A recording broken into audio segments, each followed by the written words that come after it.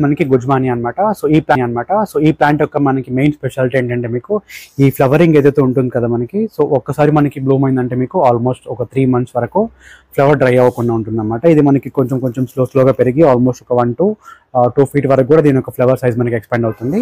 And మనకు almost ఒక 3 months వరకు కూడా డ్రై అవ్వకుండా ఉంటుంది కాబట్టి మనం చాలా ఈజీగా మనం సెమీ ఇండోర్లో పెట్టేసుకోవచ్చు అనమాట. ఎక్కువ ఎండ లేకుండా కూడా మనకి ఈ ప్లాంట్ చాలా బాగా గ్రో అవుతుంది.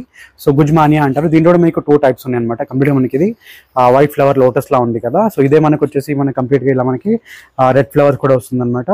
సో మంచిగా మీకు ఒక్కసారి ఫ్లవరింగ్ మనకి బ్లూమ్ అయిందంటే ఆల్మోస్ట్ ఒక 3 months వరకు ఉంటుంది కాబట్టి, అండ్ మనకి చూడడానికి కూడా చాలా అట్రాక్టివ్గా ఉంటుంది. కంప్లీట్గా సెమీ షేడ్ అనమాట. ఎక్కువ మనకు వాటర్ లేకుండా కూడా చాలా బాగా గ్రో అవుతుంది. సేమ్ లైక్ మన పైనాపిల్ ప్లాంట్ ఎలాగా ఉంటుంది అలాగే ఉంటాయి వీటి యొక్క లీవ్స్ కూడా మనకి.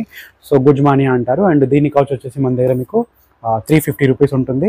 కంప్లీట్గా సెమీ షేడ్ అనమాట. సో ఎక్కువ ఎండ లేదు అన్నా కూడా మనం చాలా బాగా ఈ ప్లాంట్ని గ్రో చేసుకోవచ్చు. అండ్ ఎవరైనా గిఫ్టింగ్ పర్పస్ కింద కూడా మనం ఈ ప్లాంట్ని బాగా ఎక్కువ